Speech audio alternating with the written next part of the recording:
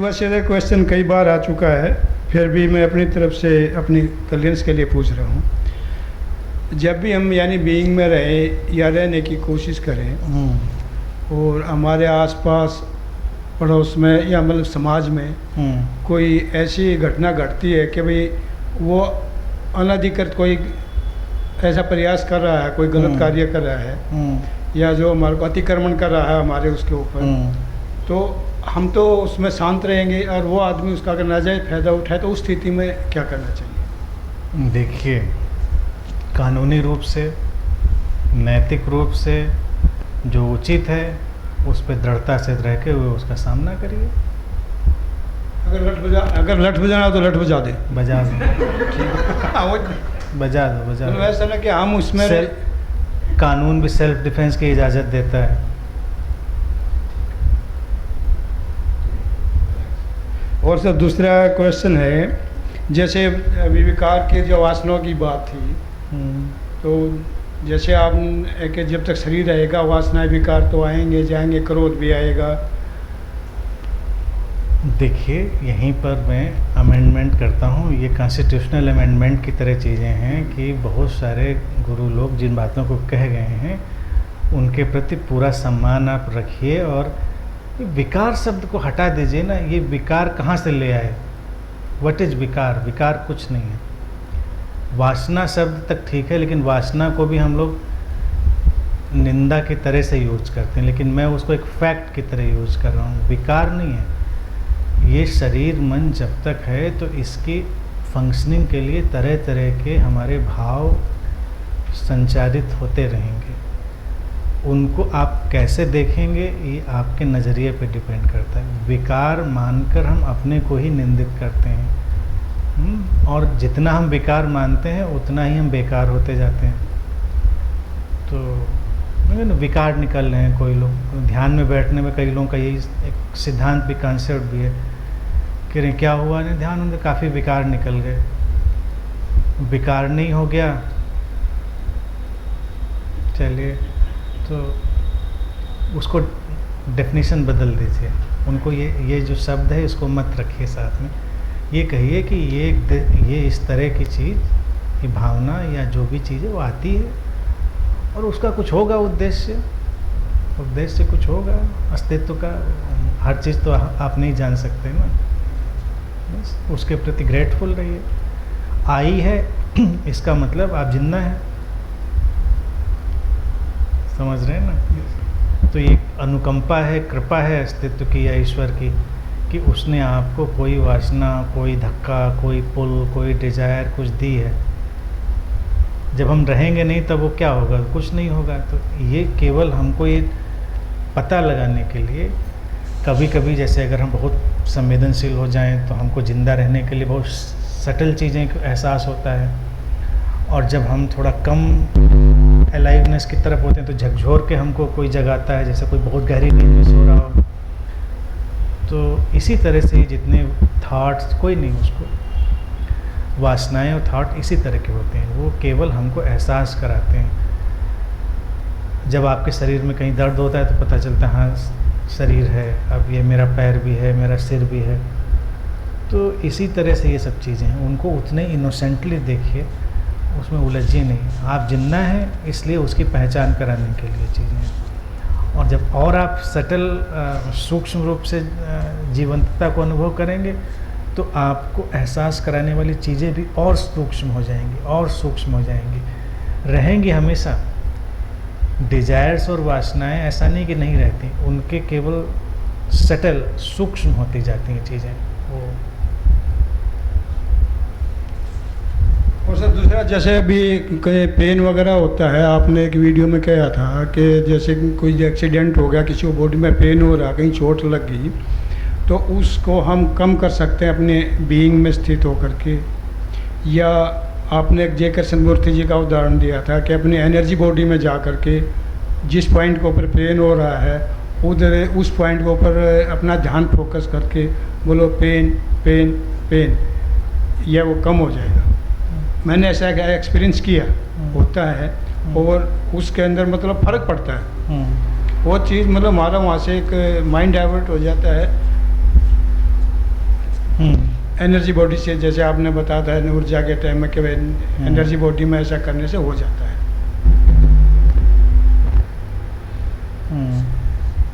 हाँ, होता है, हो सकता है। सारी स्टडीज ये बताती हैं पेन का हमारा जो मेंटल रिकग्निशन है वो हमेशा 60-70% मैग्नीफाइड होता है। हम उसको अपने माइंड से इतना बढ़ा लेते हैं, एक्चुअल पेन कम होता है।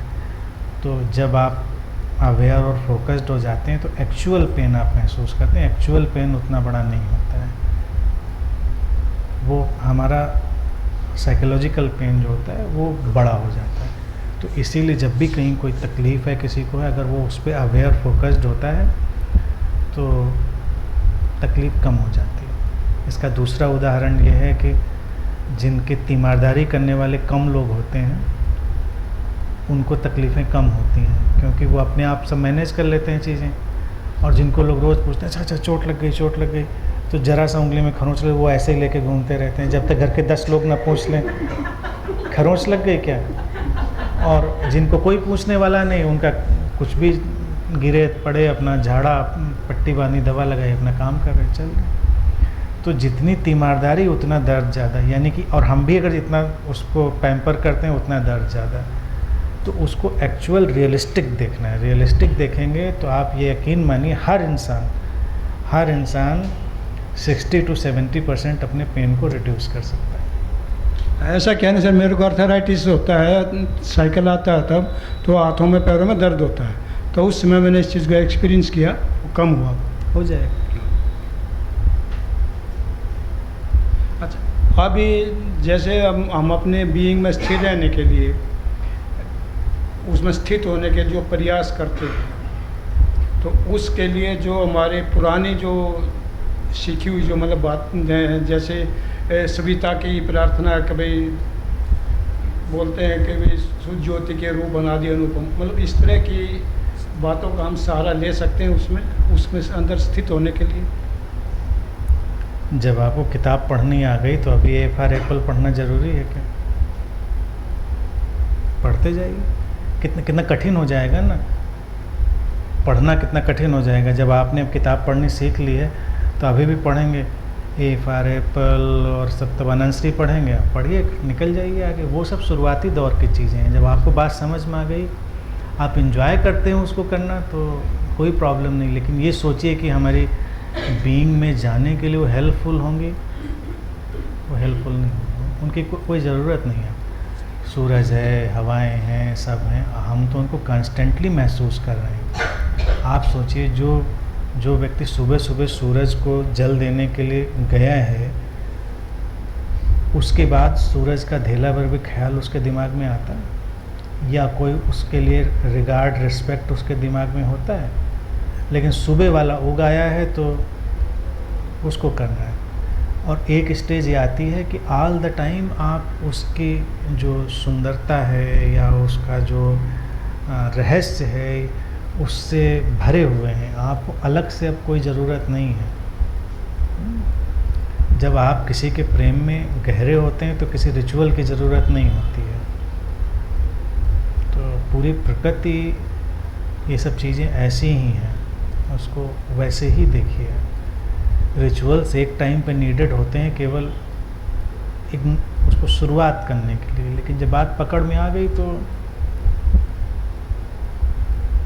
हाँ, एक फिर वही बात जैसे श्वेता मेरी जी ने बोला था, यहाँ आने से भी मुझे वही बात जो मैं सोचता था, जब बुद्धा की स्टोरी सुन रहे थे, वीडियोस देख रहे थे उनके, तब मन के अंदर एक विचार होता था। बुद्धा के भी वीडियो हैं, पढ़े यूट्यूब पे? हाँ, एक है सर, काफ़ी सीरीज है उनकी, वेब सीरीज।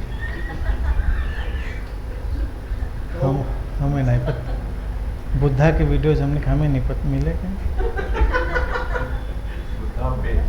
बुद्धा पे गौतम बुद्ध की सर। हाँ, अच्छा। गौतम बुद्ध की वेब सीरीज है, उसके अंदर पूरी मतलब उसके वेब सीरीज है, अच्छा। आने से अभी मुझे वही फीलिंग, वही मुझे लगता है काहे को नाहक वहाँ ले जाएं।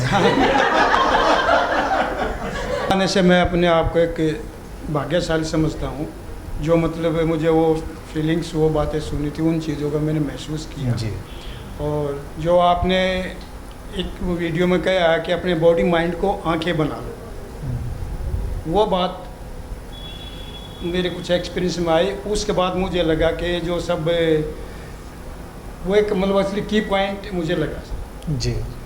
कि अपनी बॉडी माइंड को ही आंखें बनाने से बीइंग में। बिल्कुल बिल्कुल, आप सही समझ रहे हैं। बस चलते रहिए, चलते रहिए, खुश रहिए, और बेटों से चेक लेना मत भूलिएगा। ठीक है सर। लेकिन बेटे भी इतने वो कहते हैं ना कि आप पैसा ले लो, आप बिंदास लेते रहिएगा, कोई संकोच मत करिएगा। ठीक है। और खूब घूमिए फिरिए, पूरी दुनिया एंजॉय करिए। नहीं, एक बार दीक्षा मिल जाए तो हमारी डोर और मजबूत हो जाएगी ना, फिर मिल जाएगी।